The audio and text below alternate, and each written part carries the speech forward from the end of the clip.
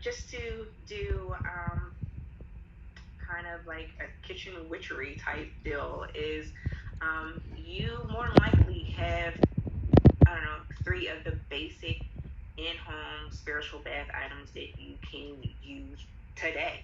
Um, Spiritual baths don't have to be some exaggerant luxury type bath. It's literally an everyday item use type of bath you can do, especially a spiritual bath, because, like I said, you're not really focusing on the body, you're focusing on your form, energy bodies that make up your aura, that have, things will get stuck in your aura.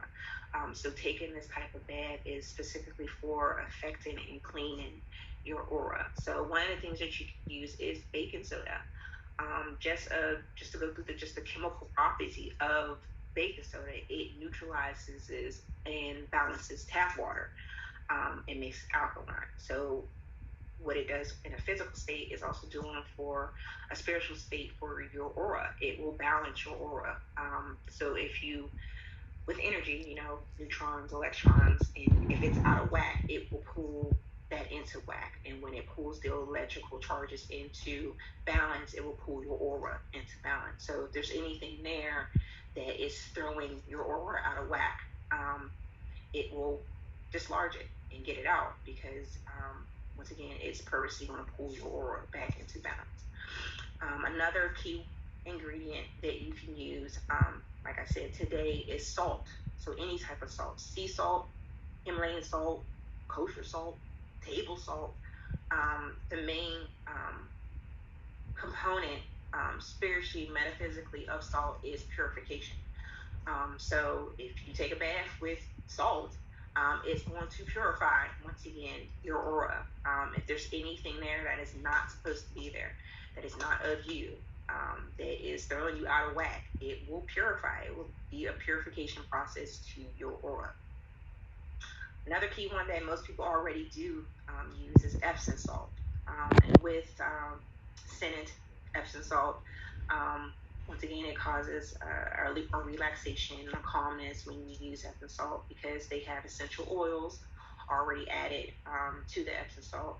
And say you want to do a eucalyptus or a lavender scented Epsom salt.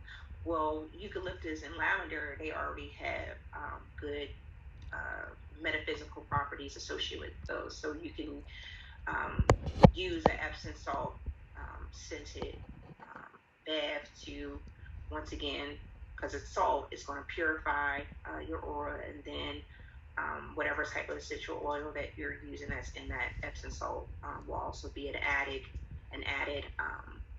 effect to the aura cleansing process, because essential oils, once again, have their own metaphysical properties along with it. So Epsom salt automatically is going to purify your aura, along with whatever, like I said, essential oil and their metaphysical properties will counteract and also help cleanse with the aura. So the key thing is with doing a spiritual bath is, once again, this is not a bath to clean the body, um, relax the body. Once again, the focus is on your aura.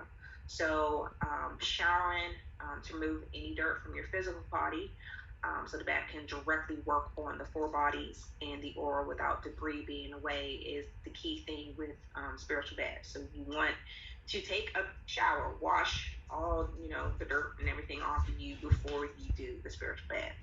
Or if you are doing a pour on, get in the shower, wash in the shower, and then do the pour on application after you got done washing your body.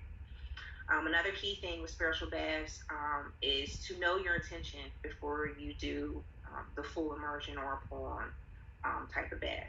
This also helps to get the bodies and the aura ready for what is to come. So if you're already kind of training yourself mentally, emotionally, spiritually, physically, of what you're about to do and the purpose of the spiritual bath, all those um, layers of yourself basically can come into alignment. So when you get into that bathtub or you do that pour on, you will be in alignment, and the cleansing that's supposed to occur will hopefully happen without any issues, because everything's going to already be in alignment.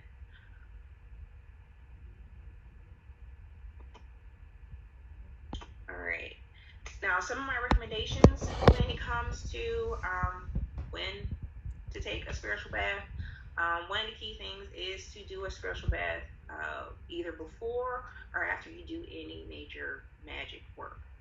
Once again, you're doing any type of magic work, you're using not only your internal energy, but your aura is affecting whatever the outcome needs to be. It's basically pushing whatever you're trying to do out into the mundane world and the spiritual world. And when you do that, hopefully, you're protecting yourself and your quartz or candle or whatnot. But it's also a counter effect that you're opening yourself up to whatever's out there in the spiritual realm. So to make sure nothing, say like it's a moth to a flame type situation, you start to brighten up and enlighten and all that when you're doing your work. So there could be some negative entities and attachment and parasitic things out there in the spiritual world. It's like, oh, look at all that energy that's just radiating off of her. Let's go attach to her. So if something like that was to occur, once again, you're clearing all of that off of you after you've done your work, before you've done your work, and whatnot. Another recommendation is to take a spiritual bath at least once a week to clear off any negativity you picked up throughout the week. And that can be, hey, your boss is toxic. Whenever you're around another person, like automatically your auras will interact with each other. And unfortunately, you might pick up some of their crappy stuff onto you.